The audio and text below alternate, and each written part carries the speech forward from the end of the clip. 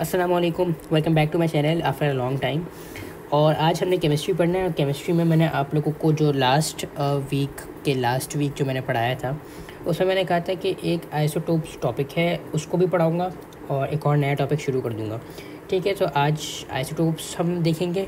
Simple सी चीज़ है, बहुत आसान है। ठीक है, सिर्फ आपने डेफिनेशन याद करनी है, दैट्स इट। और फिर मैं आपको उसके बाद आयनिक बॉन्ड करवाऊँगा। ठीक है, सो लेट्स बिगिन। जी, तो हम सबसे पहले आइसोटोप्स की डेफिनेशन देख लेते हैं। ठीक है, isotopes are the atom of same number of protons but different number of neutrons. इससे हमें क्या पता चलता है कि कोई भी एटम हो उसका प्रोटॉन नंबर सेम रहेगा, जबकि जो न्यूट्रॉन्स हैं वो डिफरेंट हो जाएंगे। ठीक है, अच्छा, अब नीचे मैंने 3 चीज़ें लिखी हैं। मैंने लिखा है वेट अ सेकेंड जी, मैंने लिखा है प्रोटियम। ठीक है, मैं इसको हाईलाइट कर देता हूँ ताकि आप लोगों को क्लियर हो जाए। एक लिखा है मैंने ड्यूट्रियम, ठीक है, और एक लिखा है मैंने ट्रीटियम। ठीक है, अब ये आपको यकीनन अजीब सा लगेगा।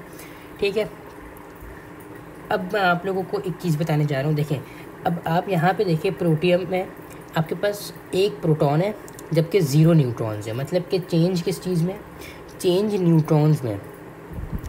ठीक है ना, ये 1 है लेकिन ये 0 है। प्रोटॉन्स 1 है लेकिन ये न्यूट्रॉन्स जो है वो 0 है। तो प्रोटियम में आपके पास न्यूट्रॉन्स जो होंगे वो 0 होंगे। ठीक है, सिमिलरली ड्यूट्रियम में भी आपके पास एक ही प्रोटॉन है लेकिन अब इसमें न्यूट्रॉन 1 है। ठीक है, तो इसमें भी एक चेंज आया है। ठीक है, ट्रीटियम में आपके पास अगेन एक ही प्रोटॉन है बट आपके पास 2 न्यूट्रॉन हो गया। मतलब कि चेंज न्यूट्रॉन में आया है। मतलब कि प्रोटॉन नंबर तो सेम रहेगा, ठीक है, आपका न्यूट्रॉन्स में मसला आ रहा है, न्यूट्रॉन चेंज हो जा रहा है। ठीक है, सो आइसोटोप्स यही कहते हैं कि भाई कोई भी एटम जिसके प्रोटॉन्स जो हों वो सेम हो लेकिन उसके न्यूट्रॉन्स डिफरेंट हो, इसका मतलब ये कि वो आइसोटोप्स है। ठीक है, प्रोटॉन नंबर सेम रहेगा, न्यूट्रॉन नंबर डिफरेंट हो जाएगा। ठीक है, ये आपने याद करना है। प्रोटियम में 0 न्यूट्रॉन होते हैं। ठीक है, सब में प्रोटॉन 1 रहेगा। न्यूट्रॉन्स जो है प्रोटियम में वो 0 होंगे। ड्यूट्रियम में आपके पास 1 न्यूट्रॉन होगा और जो ट्रीटियम होगा उसमें आपके पास 2 न्यूट्रॉन्स होंगे। ठीक है, सो आई होप आप लोगों को ये समझ में आ गया जी। तो अब हमने आयनिक बॉन्ड करना है। ठीक है, आइसोटोप्स में बस इतना ही था। ठीक है, अब हमने आयनिक बॉन्ड करना है। ठीक है, और आयनिक बॉन्ड को समझने से पहले हमने बॉन्डिंग को समझना है कि बॉन्डिंग क्या होती है। सो बॉन्डिंग इज़ अ फोर्स। ठीक है, bonding is a force which attracts the elements which with each other. इसका मतलब क्या हुआ कि बॉन्डिंग एक फ़ोर्स है जो कि एलिमेंट्स को आपस में एक दूसरे से अट्रैक्ट करती है। ठीक है, सो बॉन्डिंग आई होप आप लोगों को समझ में आ गया। ठीक है, अब हम आयनिक बॉन्ड की तरफ चलते हैं। आयनिक बॉन्ड क्या होता है जी, तो अब हम आयनिक बॉन्ड को समझते हैं। ठीक है, आयनिक बॉन्ड होता है they are formed by the complete transfer of electrons between metals to non-metals।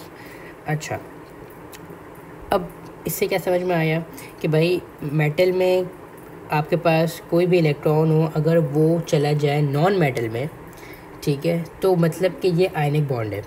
ठीक है, अब मैं आप लोगों को इसको डायग्राम के थ्रू करवाऊँगा। ठीक है, ताकि आप लोगों को अच्छे से समझ में आ जाए। ठीक है, बस ये याद रखना है आप लोगों ने, ionic bond is formed by the complete transfer of electrons between metals to non-metals। ठीक है, ट्रांसफ़र ऑफ इलेक्ट्रॉन, ट्रांसफ़र। ठीक है, अब मैं आप लोगों को इसकी डायग्राम से समझाऊंगा। ठीक है, डायग्राम आती है पेपर में।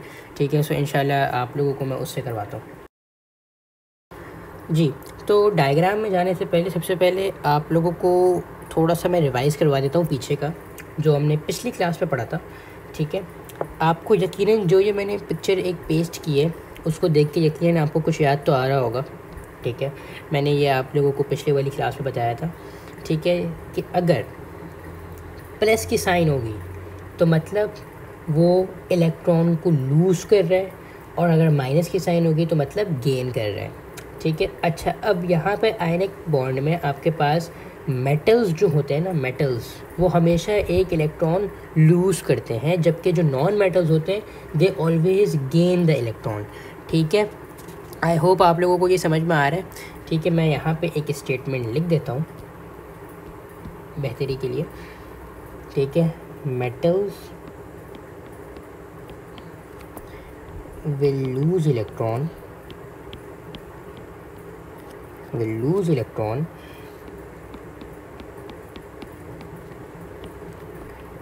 and non-metals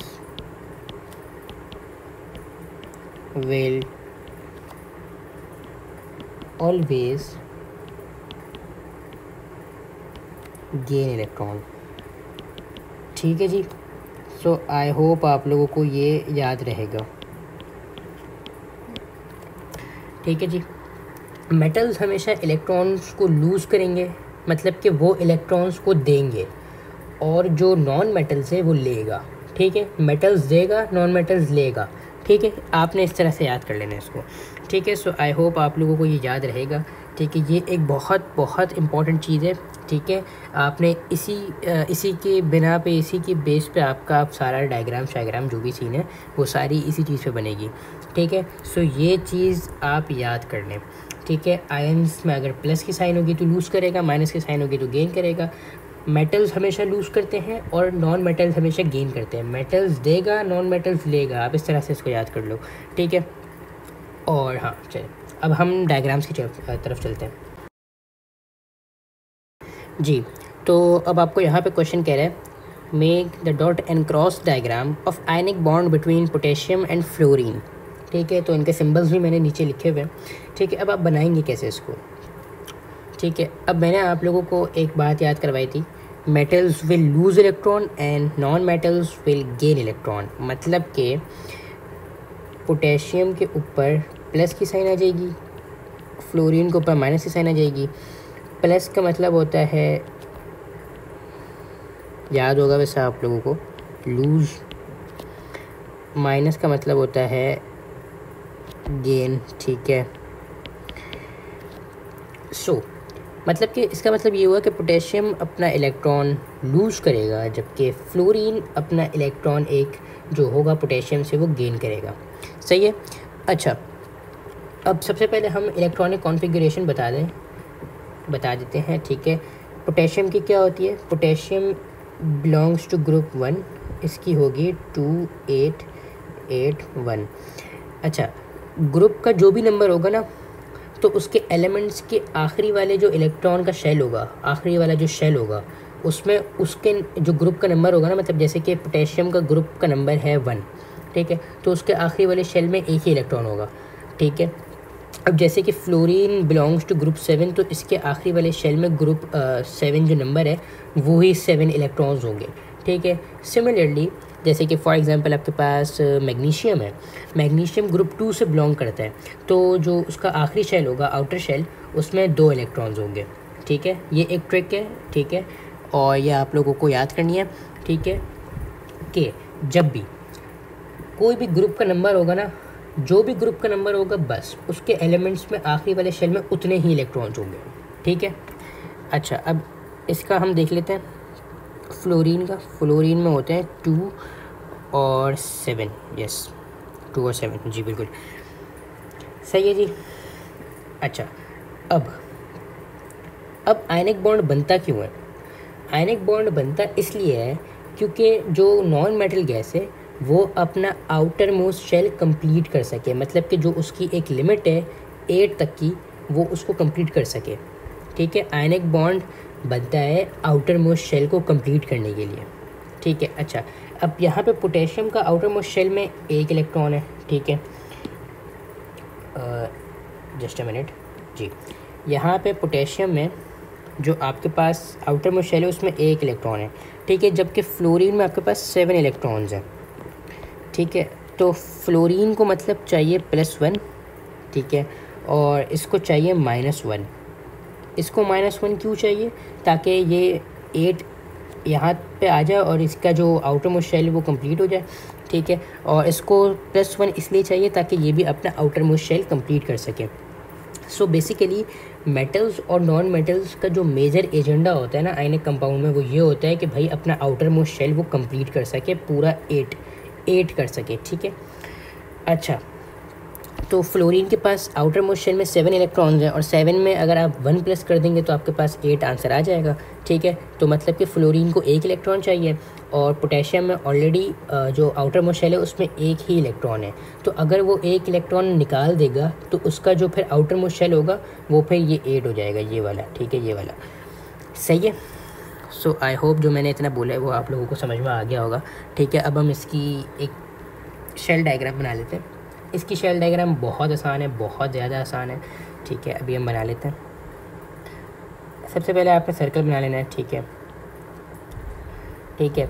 अच्छा, सर्कल के अंदर आप लोगों ने कुछ भी नहीं लिखना। ठीक है, आपकी मर्ज़ी है। आप अगर सिंबल लिखना चाहो एलिमेंट का तो वो आपकी मर्ज़ी है।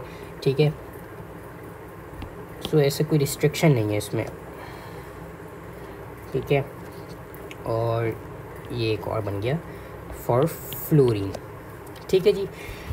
अच्छा, अब सबसे पहले आपने भाई देखिए आयनिक बॉन्ड का एक शॉर्ट ट्रिक मैं आपको बता देता हूँ। ठीक है, आयनिक कंपाउंड का जब भी आपने शेल डायग्राम बनाना हो ना, आप क्या करें, सिर्फ उसके आउटर मोस्ट शेल में 8 इलेक्ट्रॉन डाल दें।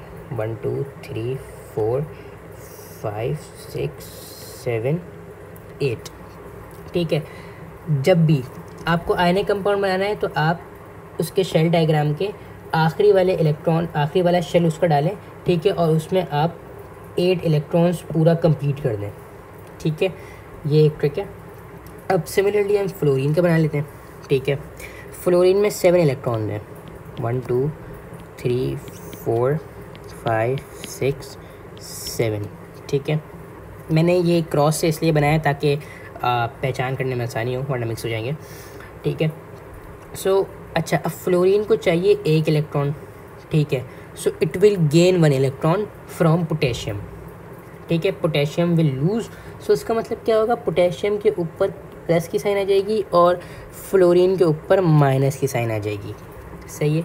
अब यहाँ का जो इलेक्ट्रॉन है वो उठ के यहाँ पे आ जाएगा और ये भी कंप्लीट हो जाएगा। ठीक है, और ये आपकी आयनिक बॉन्ड का shell diagram, dot and cross diagram बन गया। अच्छा, साथ में एक की बना दीजिएगा, की चाबी, एक की आप लोग बना दीजिएगा। वो ये कि ये जो सर्कल है represent the electrons of potassium और ये जो क्रॉस है it represent the electrons of fluorine. सही है जी। सो आई होप आप लोगों को ये समझ में आ रहा है। मैं एक बार फिर रिव्यू करवा देता हूँ। ठीक है, कि भाई देखें, सबसे पहले तो आपने ये याद रखना है कि जब भी प्लस की साइन होगी तो हमेशा लूज़ करेगा और माइनस की साइन होगी तो मतलब कि गेन करेगा। लूज़ कौन करेगा, मेटल्स लूज़ करेगा, फ्लोरीन गेन करेगा। इसका मतलब क्या हुआ कि मेटल्स जो है वो देगा, नॉन मेटल्स लेगा। ठीक है, आप इस तरह से इसको याद कर लो। ठीक है जी। अच्छा, अब सबसे पहले यहाँ पे एक क्वेश्चन था, make the dot and cross diagram of ionic bond between potassium and fluorine. ठीक है, सबसे पहले आपने इनके सिंबल्स लिख लिए। ठीक है, उसके बाद फिर इलेक्ट्रॉनिक कॉन्फ़िगरेशन लिखी। ठीक है, जो कि अरेंजमेंट ऑफ इलेक्ट्रॉन्स बताते हैं। ठीक है, अच्छा, अब पोटेशियम का जो आखिरी शेल था उसमें 1 इलेक्ट्रॉन था, जबकि फ्लोरीन का जो आखिरी शेल था उसमें 7 इलेक्ट्रॉन्स थे। ठीक है, सो आयनिक कंपाउंड बनता इसलिए है ताकि मेटल्स और नॉन मेटल्स के जो आखिरी शेल है, जो आउटर मोस्ट शेल है, वो कंप्लीट हो जाए। ठीक है, कंप्लीट से मुराद कि वो ये 8 बन जाए, 8। ठीक है, 8 बन जाए। इससे मुराद ये है कि आयनिक कंपाउंड बनता है इसलिए ताकि जो एलिमेंट्स हैं, मेटल्स और नॉन मेटल्स, उसका जो आखिरी शेल है उसमें 8 इलेक्ट्रॉन्स आ जाएं और वो पूरा कंप्लीट हो जाए। सो इसमें ऐसा ही हुआ। ठीक है, आखिरी शेल जो पोटेशियम का जो आखिरी शेल था उसमें 1 इलेक्ट्रॉन था, जबकि फ्लोरीन में आपके पास 7 इलेक्ट्रॉन्स थे। ठीक है, तो फ्लोरीन को 1 इलेक्ट्रॉन चाहिए था और पोटेशियम को 1 इलेक्ट्रॉन अपने से सेपरेट करना था ताकि उसका आउटर मोस्ट शेल 8 हो जाए। तो हमने फिर नीचे उसकी डायग्राम बना दी। ठीक है, ये की ज़रूर बनाइएगा, की बहुत काम आती है। ठीक है, नहीं बनाएंगे तो फिर आपके नंबर कट सकते हैं, ख़तरा है। ठीक है, तो इस तरह से बनाइए। मैंने आपने सिर्फ आउटर मोस्ट शेल जो है आपने सिर्फ वही रिप्रेजेंट करना है आयनिक कंपाउंड, आयनिक बॉन्ड के डॉट एंड क्रॉस डायग्राम में। ठीक है, आपने सिर्फ और सिर्फ वही करना है और कुछ भी नहीं करना। ठीक है, आपने सिर्फ आउटर मोस्ट शेल दिखाना है, बस, दैट्स इट। ठीक है, सो आई होप आप लोगों को ये टॉपिक क्लियर है। ठीक है, और इसमें और कुछ भी नहीं है, बस एक यही चीज़ थी। मैं आप लोगों को एक ओवर रिव्यू करवा देता हूँ जो भी मैंने आज की क्लास में पढ़ाया है, ठीक है। अच्छा, आयनिक कंपाउंड की प्रॉपर्टीज़ में बताना भूल गया था आप लोगों को, ठीक है।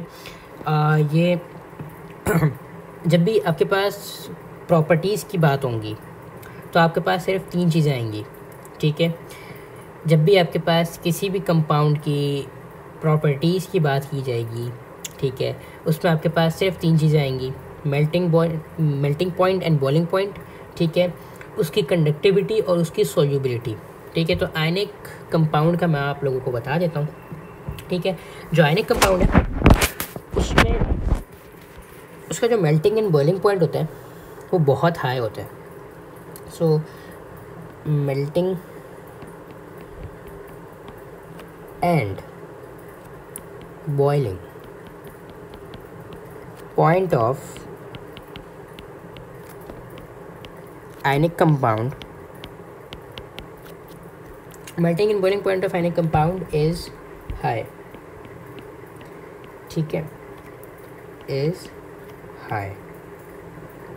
अच्छा, हाई क्यों होता है, इसी क्या वजह है, बिकॉज ऑफ हाई फोर्स, ठीक है। और उस आयनिक कंपाउंड में ना एक फोर्स होती है, ठीक है, which is called electrostatic force, ठीक है, जो कि कंसीडर की जाती है कि भाई बहुत ज़्यादा ही वो हाई किस्म की फ़ोर्स है और उसको तोड़ने के लिए एक अच्छा खासा मतलब एक एक्सट्रीम टेम्परेचर चाहिए होता है, ठीक है। सो इसकी वजह क्या है, ठीक है, वजह को मैं डिफरेंट कलर से लिख लेता हूँ, ब्लू से लिख लेता हूँ, ठीक है, ठीक है।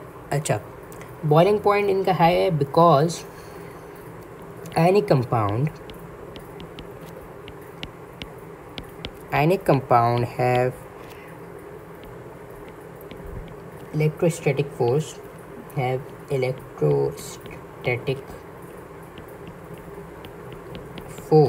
ठीक है। इस फोर्स का नाम आपने ज़रूर याद रखना है, वरना फिर अगर आप भूल जाएंगे तो फिर आपके लिए प्रॉब्लमेटिक हो जाएगा, ठीक है। मैं इसको हाईलाइट कर देता हूँ, इलेक्ट्रोस्टैटिक फोर्स, ठीक है जी। आयनिक कंपाउंड के पास एक इलेक्ट्रोस्टैटिक फोर्स होती है which is considered very high force, ठीक है। Ionic compound have electrostatic force which is considered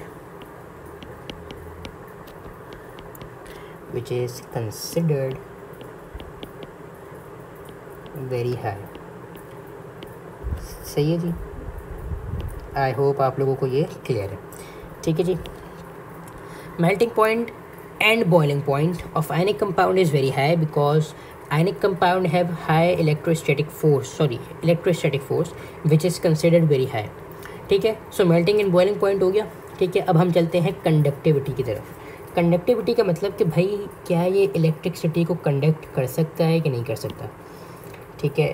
तो जो आयनिक कंपाउंड का सीन है कंडक्टिविटी में वो ये है कि they don't conduct electricity, simple, they don't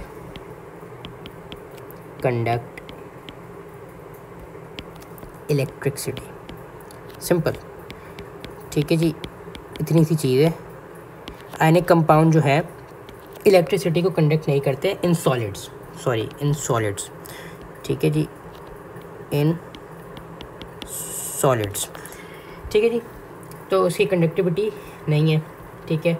अब इसकी सॉल्युबिलिटी हम देख लेते हैं, ठीक है। तो सॉल्युबिलिटी का मतलब होता है कि क्या ये पानी में सॉल्यूबल है कि नहीं है, ठीक है। सो इसका जो आंसर है वो है जी हाँ, they are soluble in water, ठीक है जी। सो इसकी ये कुछ प्रॉपर्टीज़ थी, ठीक है, जो कि आप लोगों के लिए समझना एक काफ़ी ज़्यादा इम्पॉर्टेंट थी। और एक और चीज़, ठीक है, इसकी एक और चीज़ भी है कि कभी कभार एग्जामिनर पूछ लेता है कि भाई जो ये आयनिक कंपाउंड है ये मतलब किधर फाउंड होता है, मतलब कि ये किधर मिलता है आपको, ठीक है। सो मैं आपको ये भी बता देता हूँ, ठीक है, कि जी इसको साइड पे बता देते हैं। Ionic compound ionic compound are found in crystalline solids, ठीक है, they are found in crystalline solids, ठीक है जी। आई होप ये समझ में आ गया आप लोगों को। क्रिस्टलाइन सॉलिड्स, मैं इसको हाईलाइट कर देता हूँ, ठीक है जी। सो बस यही था आयनिक कंपाउंड, छोटा सा, ठीक है, और ये काफ़ी ज़्यादा इजी टॉपिक है, ठीक है, और ये इसलिए काफ़ी ज़्यादा आपको अगर ये समझ में आ जाए ना तो ये आप लोगों को बहुत अच्छे मार्क्स दिलवा देता है, ठीक है, क्योंकि ये है बहुत आसान है। अभी आप लोगों ने समझ लिया होगा यकीनन।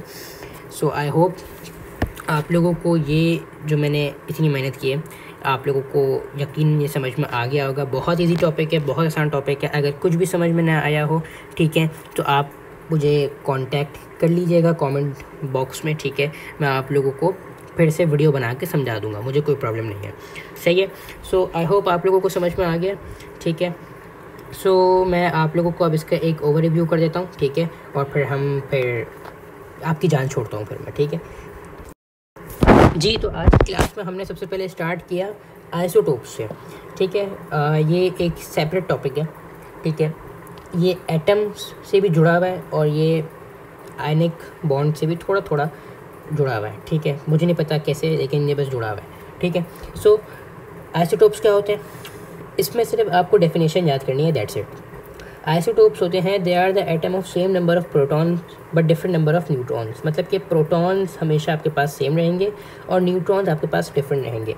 उसके बाद नीचे मैंने कुछ 3 चीज़ें लिखी थी, प्रोटियम, ड्यूट्रियम, ट्रीटियम, ठीक है, अजीब से नाम है, ठीक है। अच्छा, अब यहाँ पे आप इन तीनों में एक कॉमन चीज़ देखें कि प्रोटॉन नंबर आपके पास सेम है जबकि न्यूट्रॉन्स डिफरेंट है, मतलब कि प्रोटियम के पास 0 न्यूट्रॉन्स हैं, ड्यूट्रियम के पास 1 न्यूट्रॉन है और ट्रीटियम के पास 2 न्यूट्रॉन्स हैं, मतलब कि जो न्यूट्रॉन्स हैं वो चेंज ही हैं, हमेशा किसी ना किसी में चेंज हो रहे हैं, ठीक है। तो ये आइसोटोप्स है मतलब, ठीक है। सो ये एक छोटी सी चीज़ है, आपको बस डेफिनेशन याद करनी है, ठीक है, कि same number of proton but different number of neutrons, ठीक है। अच्छा, उसके बाद फिर हमने बॉन्डिंग समझा कि बॉन्डिंग क्या होती है, क्योंकि ऑब्वियसली आयनिक बॉन्ड समझने के लिए सबसे पहले आपने बॉन्डिंग को समझना है। तो बॉन्डिंग क्या होती है, bonding is a force which attract the elements with each other, मतलब कि भाई बॉन्डिंग एक फ़ोर्स है जो कि एलिमेंट्स को आपस में एक दूसरे से अट्रैक्ट करती है, ठीक है, सिंपल सी चीज़ है। अब आयनिक बॉन्ड की तरफ आ जाते हैं। आयनिक बॉन्ड क्या है, they are formed by the complete transfer of electrons between metals to non metals. इसका क्या मतलब हुआ कि भाई जो भी कोई भी एलिमेंट है, ठीक है, उसको अपना आखिरी शेल कंप्लीट करना है, ठीक है। अगर मेटल है तो वो इलेक्ट्रॉन को लूज़ करके अपनी आउटर मोस्ट शेल को कंप्लीट करेगा। कंप्लीट से मुराद 8, नंबर 8, ठीक है, कंप्लीट से मुराद ये है कि भाई आखिरी वाले शेल में 8 इलेक्ट्रॉन्स होने चाहिए, सही है। सो फिर हमने नीचे आपको पुरानी क्लास का रिवीजन करवाया कि भाई अगर प्लस की साइन होगी तो लूज़ होगा, माइनस की साइन होगी तो गेन होगा, ठीक है। उसके बाद ये मैंने एक यहाँ पे पिक्चर पेस्ट की है, ठीक है, ये पुराने वाली क्लास की है, ठीक है। तो अगर आपने वो क्लास नहीं देखी तो आप वो क्लास ज़रूर देखिएगा, सही है। तो भाई जो सीन है मेटल आयनिक बॉन्ड में, उसमें ये है कि metals will lose electrons and non metals will always gain electrons, ठीक है, मतलब कि मेटल देगा और नॉन मेटल उससे लेगा, ठीक है। ये चीज़ आप ऐसे याद कर लो, ठीक है। उसके बाद फिर हमने एक शेल डायग्राम के थ्रू उसको समझा, क्योंकि पेपर में शेल डायग्राम ही आती है। शेल डायग्राम में ये था, make dot and cross diagram of ionic compound between potassium and fluorine, ठीक है। तो सबसे पहले हमने उसका सिंबल्स लिख लिए, ठीक है। उसके बाद फिर हमने उसकी इलेक्ट्रॉनिक कॉन्फ़िगरेशन लिखी और इलेक्ट्रॉनिक कॉन्फ़िगरेशन से हमें पता चला कि भाई जो पोटेशियम है अगर तो वो अपना एक इलेक्ट्रॉन लूज़ करता है तो उसका आउटर मोस्ट शेल कंप्लीट हो जाएगा, जबकि फ्लोरीन अगर एक गेन करता है तो उसका आउटर मोस्ट शेल कंप्लीट हो जाएगा। तो फिर हमने क्या किया, उसको ट्रांसफ़र करवा दिया, ठीक है। कैसे करवाया, नीचे हमने 2 सर्कल्स बनाए, ठीक है, और सर्कल्स में सिर्फ़ और सिर्फ हमने आउटर मोस्ट शेल जिस पे 8 इलेक्ट्रॉन्स होते हैं हमने सिर्फ़ और सिर्फ वही शो किया, ठीक है। और जो इलेक्ट्रॉन्स शो करने थे हमने वो कुछ डिफरेंट सिंबल्स से किया और उसके लिए हमने एक की बना दी, ठीक है। तो ये चीज़ थी। इसके बाद फिर प्रॉपर्टीज़ हमने देखी आयनिक कंपाउंड की, ठीक है। प्रॉपर्टीज़ में आपके पास सिर्फ 3 चीज़ें आती हैं, मेल्टिंग पॉइंट, बॉइलिंग पॉइंट, ठीक है। ये एक चीज़ हो गई, कंडक्टिविटी और सॉल्युबिलिटी। तो आयनिक कंपाउंड की जो मेल्टिंग एंड बॉइलिंग पॉइंट है ये बहुत ज़्यादा हाई होती है। क्यों? क्योंकि इनमें एक फ़ोर्स होती है which is called electrostatic force, जो कि कंसीडर की जाती है कि भाई ये सबसे ज़्यादा हाई फोर्स है, ठीक है। तो इसको तोड़ने के लिए एक बहुत ज़्यादा एक्सट्रीम टेम्परेचर चाहिए होता है, तो जिसकी वजह से इसका मेल्टिंग और बॉइलिंग पॉइंट ये हाई होता है, ठीक है। सिमिलरली कंडक्टिविटी जो उसकी होती है वो बिल्कुल ज़ीरो होती है, बिल्कुल लो होती है, ठीक है। ये दो कंडक्टिविटी से मतलब कि ये क्या इलेक्ट्रिसिटी को कंडक्ट कर सकता है कि नहीं कर सकता, ठीक है। और सॉल्युबिलिटी का ये है कि भाई they are soluble in water, ठीक है। और साइड पर हमने एक एडिशनल चीज़ देख ली थी कि ionic compounds are found in crystalline solids, ठीक है ना। अक्सर इस टाइप का क्वेश्चन पेपर में आ जाता है कि भाई बताओ कि आयनिक कंपाउंड किधर फाउंड होता है क्या, ठीक है, इसके बारे में पूछते हैं, तो ये भी बता दिया, ठीक है। सो आई होप आप लोगों को ये क्लियर है। आज के लिए बस इतना ही। उम्मीद करता हूँ आप लोगों को सब चीज़ें समझ में आ गई होंगी। नहीं भी समझ में आई, कुछ भी समझ नहीं आया, तो आप फिर से मुझे कांटेक्ट कर सकते हैं कमेंट बॉक्स में, मैं आपको ज़रूर रिप्लाई करूँगा, ठीक है। सो आज के लिए इतना ही। Do subscribe and like my channel and share it with your friends, ठीक है। और अल्लाह हाफ़िज़।